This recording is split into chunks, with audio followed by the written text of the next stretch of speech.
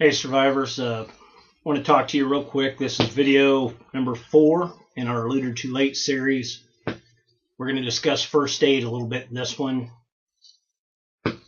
In discussing this on our page, on our Facebook page, what we found was a lot of guys felt, and I agree, people aren't going to loot the things they really need until they really need them, until there's a specific need.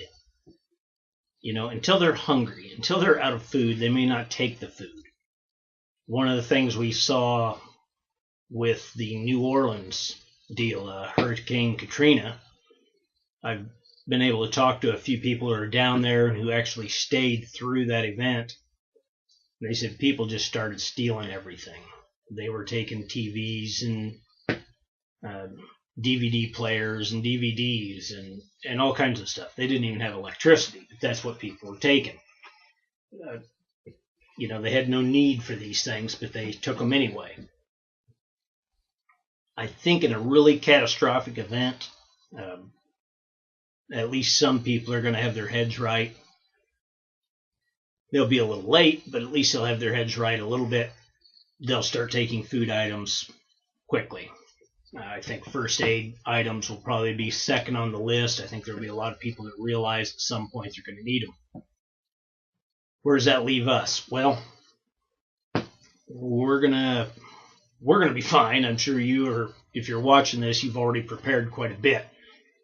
For the purposes of this video, if you're the guy that gets there late, you're going to have to make do.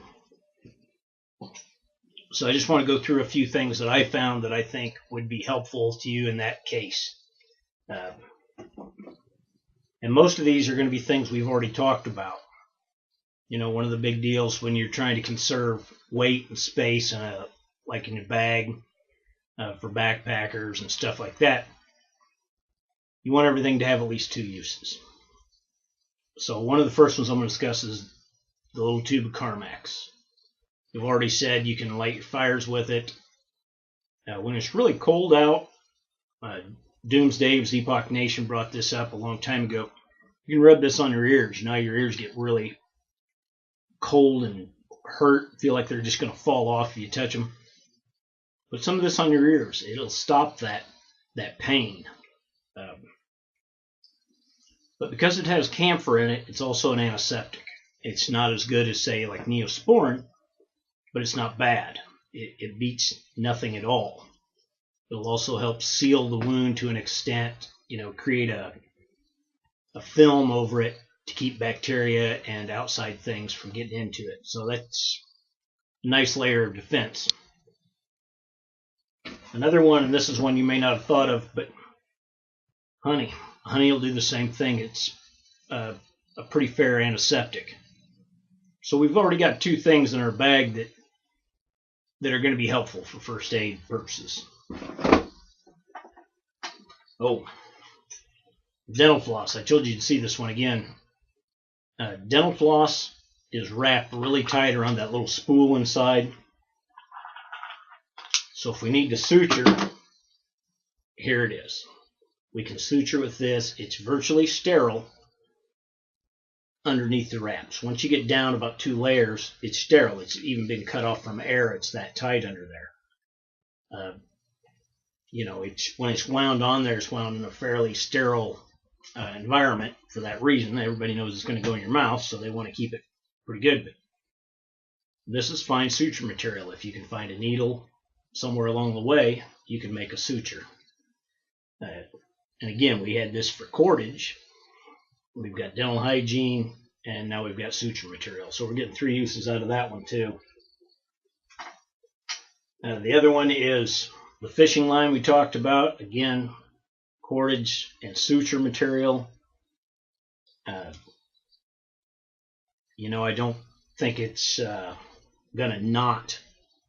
You're going to be able to tie a knot in it as well as you can with the dental floss, but it's still not bad.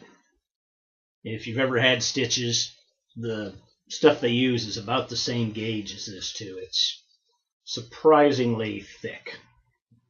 But again, we've got at least 2 uses for this besides using it for fishing line. We can use it for sutures. We can use it for cordage. The triangle bandage.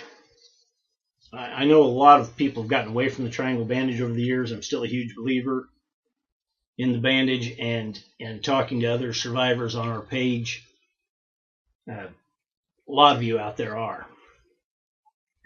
And if you don't have a triangle bandage, don't go buy one.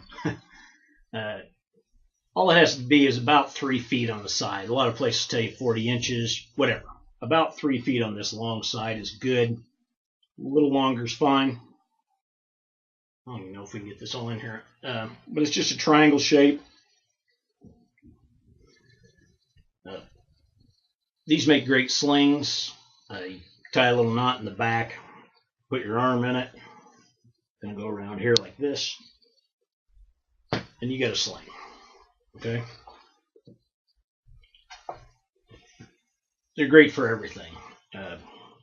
Get them wet, put them around your neck. If it's hot, keep you cool. Put it over your face. Cold, smoke, whatever. So many uses. So many uses for the triangle bandage. Now, you'll notice how pretty this one is. It's blue with little white flowers or something on it. It's just cloth, guys.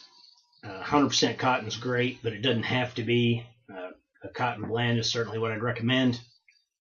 But how many people do you think are going to be looting out of the fabric section at Walmart? Probably nobody. Go over, get you a couple yards, cut it into triangles. There you go. Nothing to it. You got 2 of those. That's great. I said they're so useful. I can't imagine not having one. Another thing you should probably have in your bag already is a sock. Socks do a pretty good job of a lot of things. If it's cold, you can put it over your hands and then put your gloves on. That little space between your gloves and your sleeves that always seems to get cold. Well, you cut the toes out of the bottom of your socks, slide this over your hands, and takes care of that. We used to use them once in a while when we'd cross-country ski.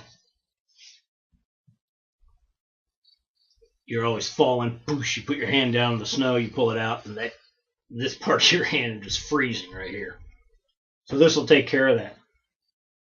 It'll also, in most cases, make a pretty good bandage. You can cover a large area with it. You're probably going to put some sort of gauze or other material on there, but this will hold it in place. Works pretty good. So, there again, you're going to have socks anyway. You should have at least 2 pair in your bag. A lot of guys I'm talking to are having 3. That's where I'm at, 3. I carry 1 very thick pair, kind of cold weather ones.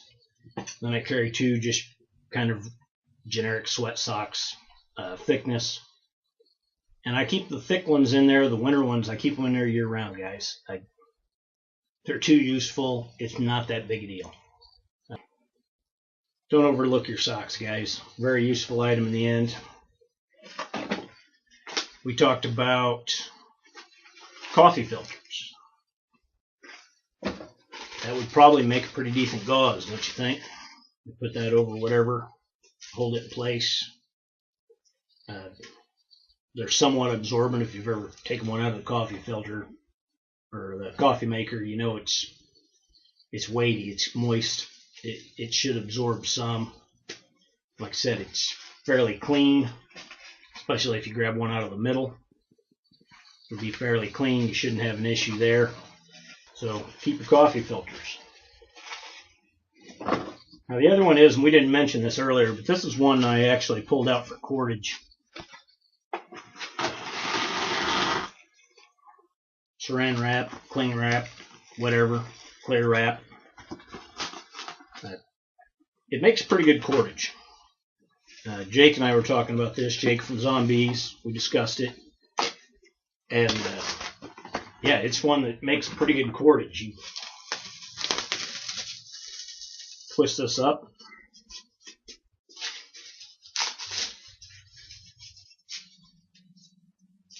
There you go. Is it super strong? No. It's at least as strong as that 6-pound test fishing line. But there, I pulled pretty hard there and it stayed. The tighter you twist it up, the better luck you'll have. But makes pretty decent cordage. But the other thing it does real well is make a bandage.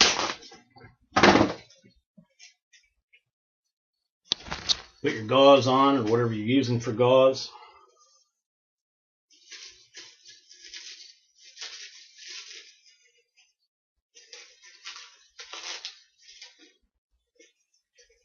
Pull it halfway tight, cinch it down. It'll hold it in place. Line it up right here. There we go. It'll hold it in place, and again, it's going to seal out a lot of moisture, bacteria, dirt, so on and so forth. Yeah, you're going to want to change it because you're going to sweat under it and things like that are going to get in there. You're going to want to change your dressing anyway. And you can do it without pulling all the hair off your arm or your leg or wherever you happen to be hurt. But it works good. And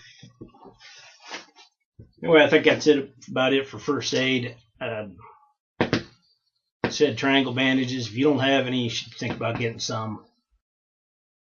Make some, whatever. I actually my wife sews, so I went through her big pile of scrap material she has, and I do mean pile. Found a couple pieces that would work. I've made some triangle bandages, so I would have some for this Looter Too Late video series for my Looter Too Late bag.